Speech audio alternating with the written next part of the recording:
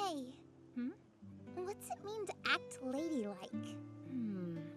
I'm not exactly an expert, but I'd say the young lady in your book has it down. Krista? Yeah. Is she one of your favorite characters? Krista's always thinking about other people and helping them out in whatever way she can. That's what I think makes a proper lady. You'll find pain and suffering everywhere you look in this world. So do your best to make things better. Treat people with love and they'll love you in return. Well, that's how you act, so I want to be just like you. Huh? Do you think that if I try real hard I can grow up to be like you? No need! You're already perfect! No need to change a thing!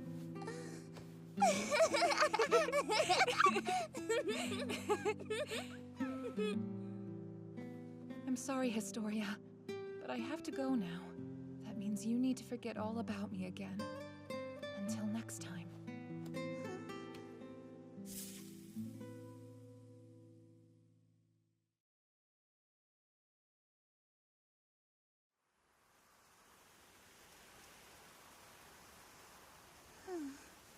I wonder who that girl is.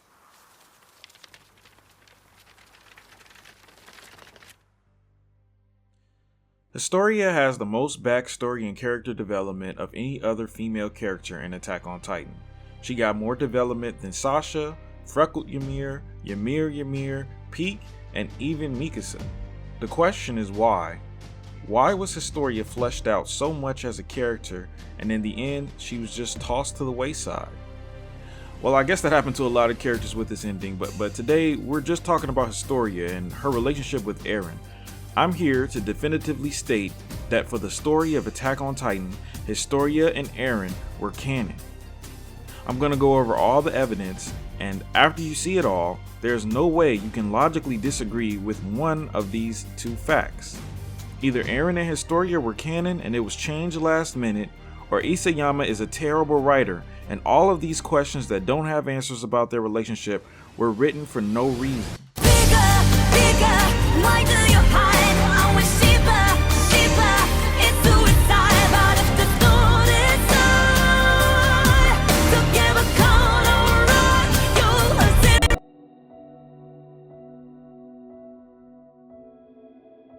So first, let's talk about Historia, her life, and how well she complemented Eren as a character. Historia started off as a young, innocent girl who had her mother killed before her while her father was nowhere to be found. This is quite like Eren, but a little different. That isn't true! You have to tell them! What are they doing, Mother? If only you had never been born, I could... Because of the way she was born, she was always told that everything would be better off if she had never been born because she was the offspring of an affair by the effective king within the walls. As Historia grows older, she decides to join the Scouts. Not to save the world, but to prove to everyone and to herself that she was worthy to live in this world. This is the opposite of Eren, who up until this point of the story believes that no one has to earn their worth, but that everyone deserves to enjoy life simply because they were born in the first place. There's a very interesting parallel between these two, even as children, even before they meet, and this parallel changes dynamically and logically throughout the story. Once Freckled Ymir comes along, Historia realizes that she does deserve to live a happy life and doesn't need to live for anyone else. This is a great character arc, and Freckled Ymir and Historia's relationship was excellently handled. Ymir and her message to Historia clearly changed her as a person, which is why she revealed her real name and identity at this time in the story. Historia's new development also changed the parallel between herself and Eren. Now they were on the same page. They both believed that they deserved to live, simply because they were born. Eren even recognizes this change in Historia and literally tells it to the audience, even though we ourselves saw this change take place. He tells us that he likes this Historia better than the old one. She is now a woman who is brutally honest and true to herself. Eren picks up on this change and sees Historia in a completely new light. Many of Historia's first appearances in the story are of Armin and Reiner fawning over her, but you never see this behavior from Eren. He never flirts with her or anything like that. He can just relate to her because, as I said, they are on the same page. Even Mikasa picks up on this, as she shows up giving the two a blank stare as they are simply just having a regular conversation. Mikasa can tell that there is something going on here. Otherwise, why do this? Otherwise, why write it? Mikasa has never behaved like this in any other time in the story and will never behave like this again. So is it just for comedy or is there something more here? Let's keep going.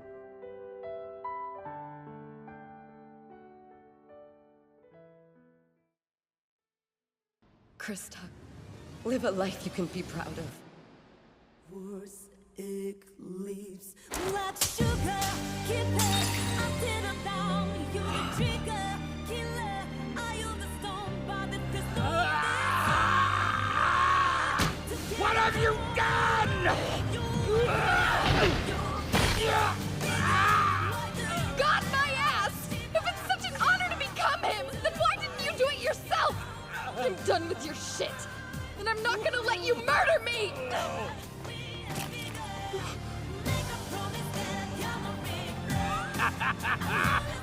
That's the spirit.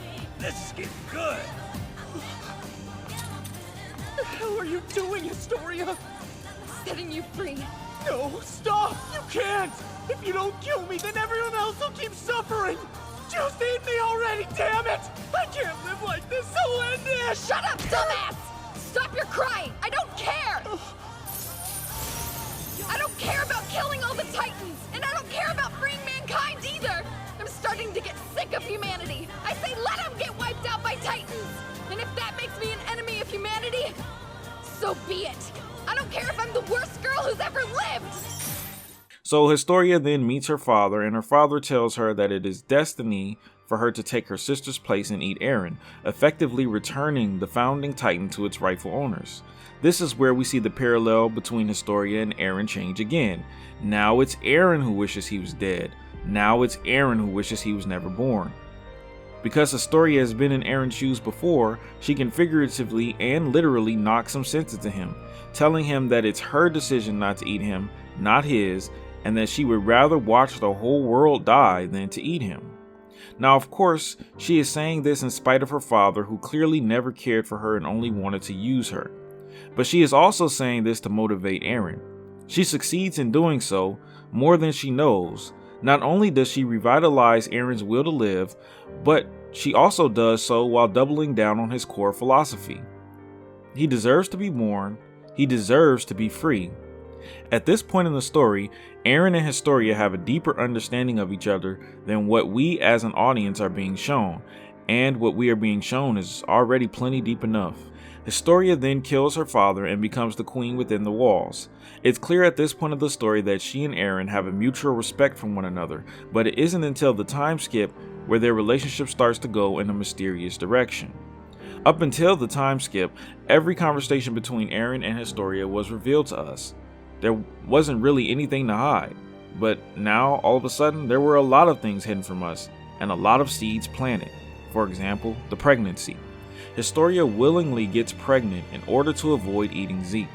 Why would she do this? I mean, clearly she respects Eren, but why would she lie to all of her friends and everyone she ever knew just for him? She even lies about the day that she will give birth. Why? Why is that necessary? We'll touch on that later, but for now let's discuss the baby daddy, the farmer. After building up Historia as someone who loved her mother unconditionally while her mother treated her like garbage, to a girl who would slay her own father without a second thought, why would she then regress to a character that would have a child by a man who bullied her as a child? Why would she make a face like this every time she sees him? Why would there be a hooded figure behind her? Why would Isayama write these scenes where the MPs are discussing and theorizing who the father could be? And later on in the story, the way Historia gets pregnant gets revealed to us through bits and pieces. Why? Why not just reveal it all at once? The first bit reveals that Eren and Historia did have a conversation during the time skip about what Eren will do. He has not had this conversation with anyone that he does not deeply trust. But if Historia wasn't a part of the plan, why did he tell her? Why not just tell her to have a baby with someone to delay eating Zeke? Why does Historia listen to Eren at all? It's shown in the story that Historia is perfectly willing to eat Zeke if necessary, but it's Eren who won't allow it. It's Eren who says no. So why does Historia listen to him? And the next bit of conversation we get between the two reveals that Historia willingly volunteered to have a baby on her own. She's the one who came up with the idea and asked Eren if it's something that would work. Why? Why does Historia ask Eren this question? Why does his opinion have any weight? Why does Historia need his permission to have a child when Historia is apparently in love with the farmer? Shouldn't she be asking him? What's more is, Eren tells Historia that she's the reason why the end of the world is possible. She's the reason why Eren's plan will be going into effect, killing every human outside the walls. Why does Eren tell Historia this? It wasn't so that she would hate him, because after he tells her, she doesn't. It wasn't so that she would fight him, because he's seen the future and he knows that she won't, and on top of that, she would be pregnant at that time anyways. So then why does Eren tell her? Why does Historia need to know this information when she is the queen and could potentially tell everyone his plan? Keep in mind, this was before he went to Marley, so Historia could have easily told the scouts what he was planning and they could have possibly prevented it. So why didn't she tell everyone his plan? If Eren and Historia did not have a deep relationship, none of this makes any sense. So here we have two characters who trust each other, two characters who do not judge each other, two characters that have accepted that they are both evil creatures, but regardless must keep fighting for themselves and their loved ones. People try to say that Eren is guilt-tripping Historia when he says that she is the most evil girl in the world, but fail to realize that he is only using this to remind Historia that she herself was willing to put her friends above the world and that he himself is willing to do the same. And then at the end of the story, the baby is born on the exact date of the rumbling. Why do this? Why have a baby be born on this day? Why show the childbirth while the world is ending? Why is Eren's answer to having a baby never revealed? None of this makes any sense narratively, and now feels like an intentional bait and switch. But whether it was a bait and switch or just a blatant retcon, the proof is there. The evidence is there in the story that these two characters had a very deep and secretive relationship. They told things to each other that they never told anyone else, even when duty demanded it. They both went against the grain, against what's easy, even against peace for each other. This is more that can be said of any romantic relationship in Attack on Titan, and I'll stand by my words in saying that this story was not a romance, but this is the best example of a truly mature and well-written romantic relationship within the context of the story.